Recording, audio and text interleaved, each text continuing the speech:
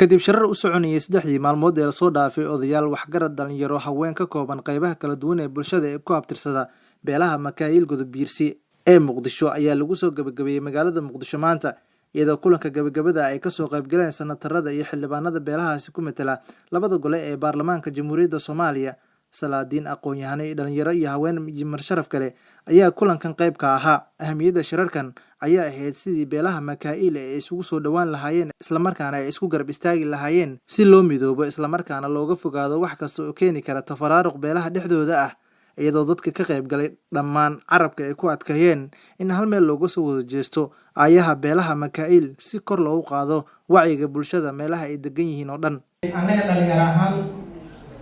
waxaan ku soo bilaabnay 3 qodob qodobka koowaad wuxuu ahaa dhalinyarada Muqdisho joogta inay isbarato midda labaad in la iska warhayo midda saddexaad inaan sameysano dad hogaamiye saddexdii maan ka soo gudubnay ilaahay waa noo suurtageliyay shirweynaha beesha Makaayil waxa ka xaaraana in la isbardoofo in la isku isha la isku godo in hoos la isku eego Makaayil waa isku mid wiil iyo gabadh ma kala sareeyo waa isku mid maanta laga bilaabo wada cad oo qadanaadayga oo wadada toosan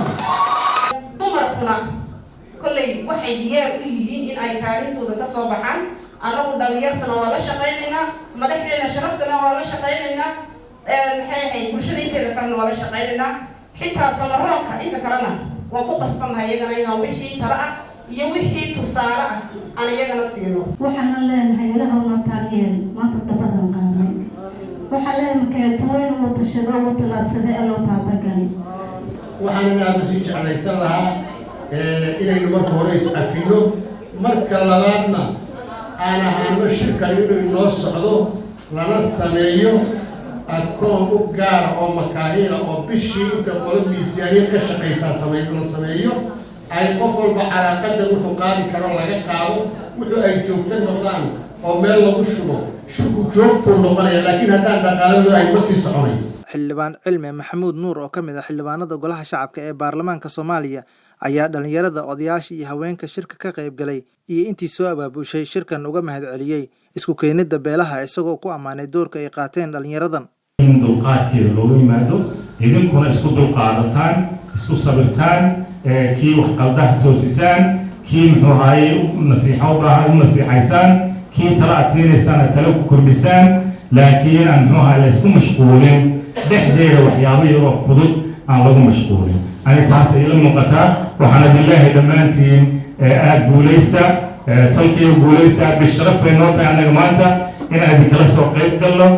aad baan runtii ugu wareegay runtii meelahan u bari dhawey xaaladdeeda aan muxuu ahaay aan fiicnayn iyo meesha lagu qabanayo runtii walwal badan baan ugeys annagoo laabta ka walwalaynaan maxaa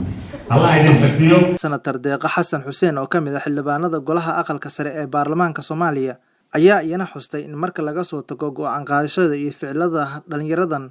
ay isugu keeneen beelaha ka sokow loo baahan yahay in la isku duubnaado isla markaana ay la xisaabtamaan mas'uuliyintooda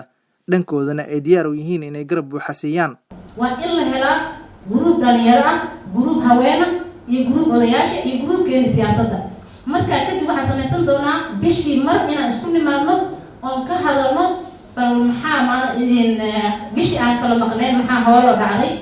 problem ilaahay nooma keeno hadduu yimaado electricityisa in la iska kaashado odayaduna iyagu horka inoo noqonaan hoggaanka siyaasiyiinta waa in la haga laftirkooda siyaasiyiinta ha ku daynina hawsha siyaasiyiinta miiska loo garaaca lala fadhiisto hal la yidhaahdo yaa hogaaminaya waa odayaashii iyo haweenkii dhalinyarada isla socdaan noo imaado maanta waxaasaan kaa rabnaa haddaa xarig daysan naga dhigtaan waxa uma qabanayna been idinma sheegaan Maxamed Qays Xasan Maxamed oo Cable TV magaalada Muqdisho adeega cusub ee shirkadda Dahabshiil iyo Dahab haddaba macmil adeegan cusub ee casriga ah waxa uu ku sahlayaa in adigoo jooga gurigaaga hoose goobtaada shaqo aad lacag ugu xawshid asxaabtaada iyo ehelkaaga jooga daafaha dunida